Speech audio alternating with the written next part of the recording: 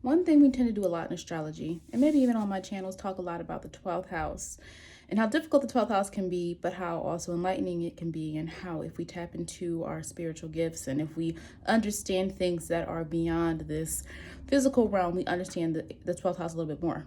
But the fourth house can be just as difficult. The 12th house is limitless, right? And the comparison I'm making between the fourth and the 12th is just my experiences right now. Okay. So I know the eighth house is also its own level of difficulty for some people, but the fourth house has limits.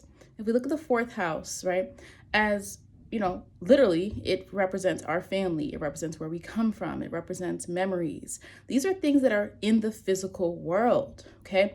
I've talked before about the intuition, the spiritual abilities are different depending on the fourth, eighth, or 12th houses. Okay. So with the 12th house, we talk a little bit more about the connection to the collective consciousness and universalism and different types of spiritual experiences that are not personalized. The fourth house is personalized. It's not about just talking about whether you're close to your family or not. The fourth house is your emotional response to your physical environment and the people around you, okay? And it's difficult. And for those, I have a fourth house stellium, those who have a stellium in the fourth house or any significant planets in the fourth house, the difficulty comes through memories, okay? And so because things change so much throughout time, our families we might move away from home, right? We might be away from people that we care about. We may lose people we care about. And so with that happening, memories can flood your whole being. Okay. I have moon in the fourth house.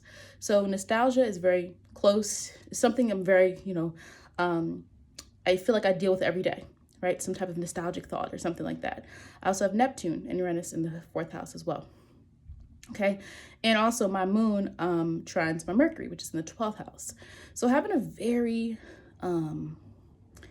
active, mind about memories. Remember, the moon is also the fourth house, can store our memories, is very difficult when you're dealing with something difficult. So that is something I would say about sometimes fourth house transits or fourth house people may actually have a more difficult time than 12th house, because the 12th house, it's you can be in your imagination.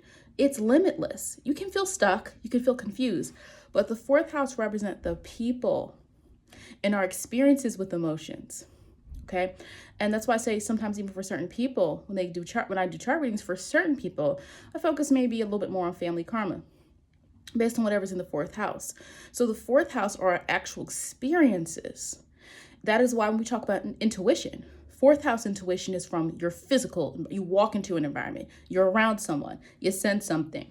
Whereas the 12th house is you can get messages from situations that have nothing to do with you. Okay, right? And that just come out of nowhere. Remember that the 12th house is sensing. It's sensing things.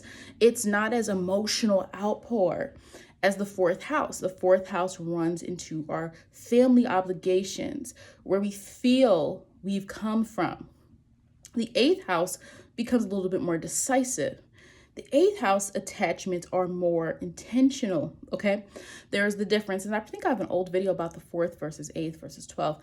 But, that's just something I wanted to share, is that for people who have fourth house placements, whether you have 12th house placements or not, a lot of times we talk about how difficult one house is, or the eighth house is also known for its difficulty because of Pluto and Mars ruling it. But the fourth house is hard with memories. It is hard with nostalgia. It is difficult for me though I'm a Sag moon and I do sometimes like expansion, I like things to change for the better, and all of that. It's very hard for me to let go of things from the past. Not necessarily, people, but memories, or driving past somewhere and seeing that it's not what you grew up seeing, right? Places changing.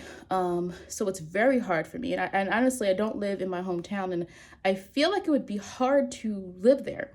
Not because it's a bad place. It's not a bad place at all, because things have changed so much. It's very hard for me to handle dramatic change and how things are different. And that person doesn't live there anymore. And that's not the place it used to be growing up. And that's not this. And, my obsession, it is an obsession with music that is from not even my childhood. Also, I listened to a lot of music that would have been during my parents' era as well. I listened to a lot of older music, music I grew up listening to, but also music even before my time, and just this nostalgia and this feeling I get from that. That's very Neptunian. I think that's connected to the Neptune energy. But at the same time, it's just like very, very potent in my life. And right now it's even stronger, losing my mom, I have my moon's in the fourth house, and not just because of astrology. I don't want to say that. It's like difficult in general.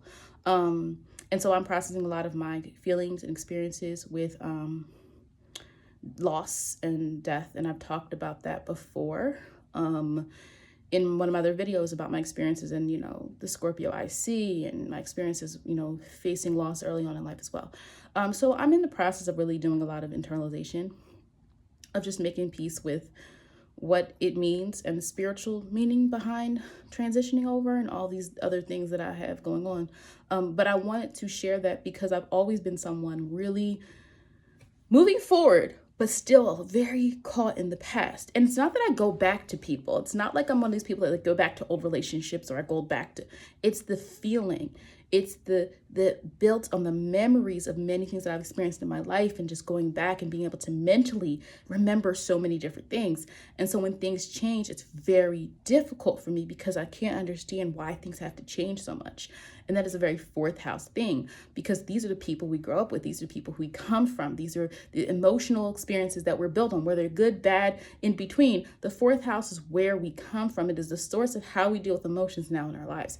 And I've also said in the fourth house video, being very careful to break any karmic bonds, or not karmic bonds, but karmic familial karma in the fourth house. If there's anything that you notice that, hey, this happened in my family, like this keeps happening, you have to be cognizant and aware enough to say, you know what, I'm going to be the one to break that, because I don't want my child or my children to have to also deal with this. So that is something I usually tell people, but I wanted to just put that plug out there that a lot of times in astrology, one house, one sign gets a bad reputation for something.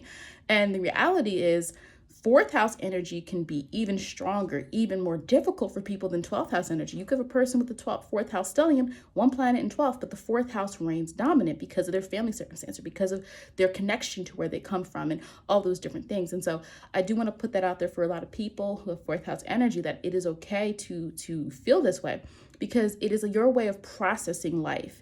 And it's an emotion, even if you're not an emotional person, you have that fourth house energy. You have to learn how to process what you're feeling and just allow yourself to soak in the memories that are good, and also allow yourself to move forward. Okay. Things do have to change. You do have to allow yourself to create new sense of awareness of who you are, where, not leaving behind who you are, but realizing who you've become. And so fourth house people can get very stuck in the past, right? And you want to make sure that it's okay that, you can reminisce. It's okay to honor your past and all those different things, but you also want to make sure that you are aware of where else in your chart or where else in your life, or is there room for development, right? How can you use the memories that you have and create something from it, so that way you don't feel as distant from those memories. And I think that's the hardest thing with fourth house energy, feeling distant from your memories, like all the things that have changed and are no longer there anymore, right? And how do you reconcile that? I hate seeing abandoned buildings. I hate seeing places that I grew up going to, or even places that shut down, or places that used to be a different thing growing up. And I'm like, what is this? This isn't authentic. This is a random laundromat. You know what I mean? Like, think about places you have memories of, and you go there and it's someplace it's not significant. But really just keeping in mind, like, again, if you have 12th house energy, connect to that imagination, connect back to it. You can visit some of those places in your dreams. So I just wanted to make that note about the fourth house for anyone that can resonate with this.